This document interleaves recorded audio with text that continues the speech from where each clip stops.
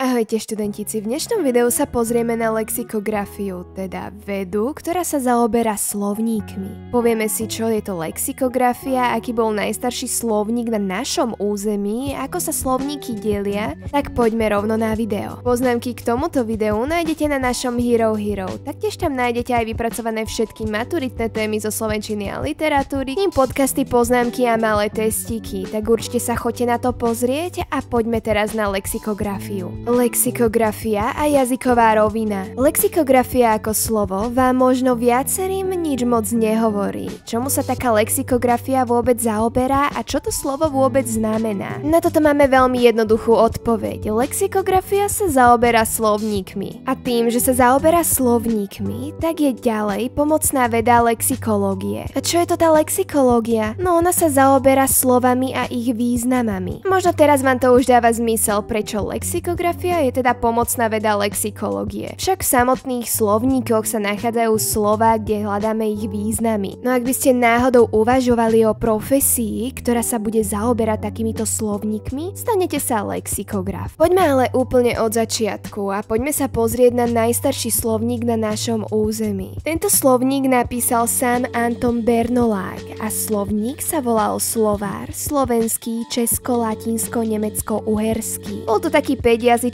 prekladový slovník. A mimo toho, že bol naozaj najstarším slovníkom na našom území, bol najmä aj významným tým, že prvýkrát slovenčina v slovníku bola na prvom mieste. A to zdôrazňovalo, že slovenčina je naozaj veľmi dôležitá. V tomto období, kedy Anton Bernolák napísal tento slovník, slovenčina nebola taká, ako ju poznáme dnes. Nachádzame sa v období, kedy slovenčina bola uzákonená Antonom Bernolákom. A jednoducho náš jazyk nazývame Bernolákovčina. Antona Bernoláka aj samotnú Bernolákovčinu sme si opisovali už v mnohých iných videách, tak určite sa choďte pozrieť na ne. Taktiež k nemu a k celej Bernolákovčine nájdete rôzne poznámky a podcasty na našom Hero, takže určite sa na to nezabudnite ísť pozrieť. Rozdelenie slovníkov do skupín. Nie je slovník ako slovník. Každé slovníky sa niečím odlišujú a preto ich musíme aj rozdeľovať. Máme pojmové a encyklopedické slovníky a potom máme aj jazykové slovníky. Tieto pojmové a encyklopedické slovníky, tak nachádzame tu rôzne slova v týchto encyklopédiách a tieto slová nazývame pojmy. Veľmi dôležité je aj podotknúť to, že pojmové encyklopedické slovníky sú určené pre širokú spoločnosť. Preto sú písané popularizačným náučným štýlom, aby tomu naozaj rozumel úplne každý. Prvé začali vznikať vo osvietenstve vo Francúzsku. Celkové osvietenstvo vo Francúzsku sme si rozoberali vo videu Európsky klasicizmus. Takže v tomto videu nájdete o mnoho viacej informácií, pokiaľ by vás zaujímala táto téma. Na našom Hero si viac rozoberáme aj prvý encyklopedický slovník, taktiež sa tam spoločne pozrieme aj na Denisa Diderota a v čom bol taký významný a úspešný. Takže celý nezostrihaný diel o lexikografii nájdete tam. Následne jazykové slovníky, inak povedané aj heslové slovníky. Máme kodifikačné príručky a ďalšie iné jazykové slovníky, ešte ktoré nezaraďujeme medzi kodifikačné príručky. Kodifikačné príručky sú príručky, ktoré nám uzákoňujú spisovný jazyk. No a otázka na vás znie, viete vymenovať všetky kodifikačné príručky, ktoré nám uzákoňujú slovenský spisovný jazyk?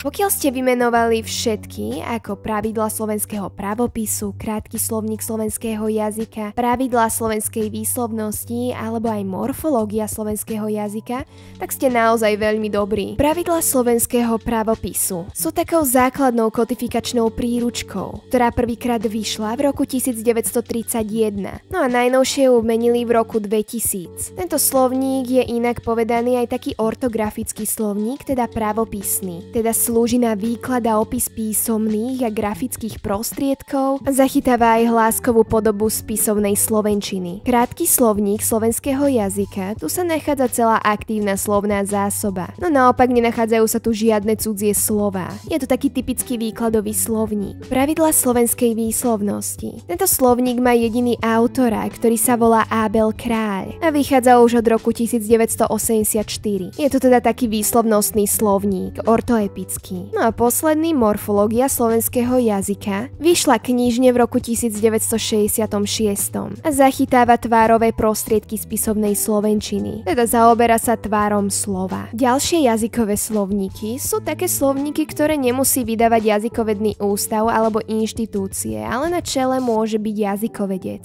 Sú to slovníky ako synonymický slovník slovenčiny, malý frazeologický slovník, veľký slovník cudzích slov, slovník súčasného slovenského jazyka. Tento slovník zahŕňa úplne všetko, aj význam, aj gramatiku.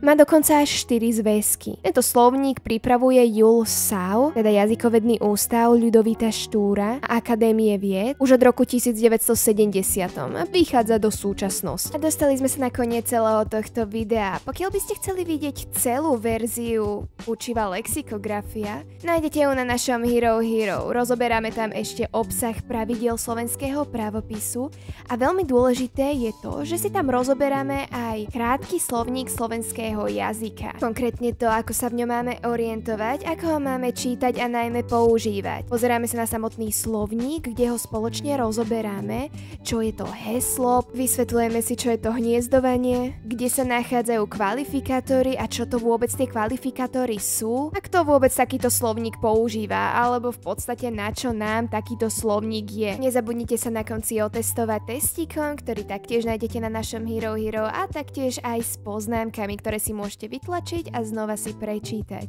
Nezabudnite nás podporiť lajkom a odberom, kľudne sa spýtajte aj otázky, pokiaľ máte do komentára a to by bolo zatiaľ od nás úplne všetko a zatiaľ sa majte a ahojte.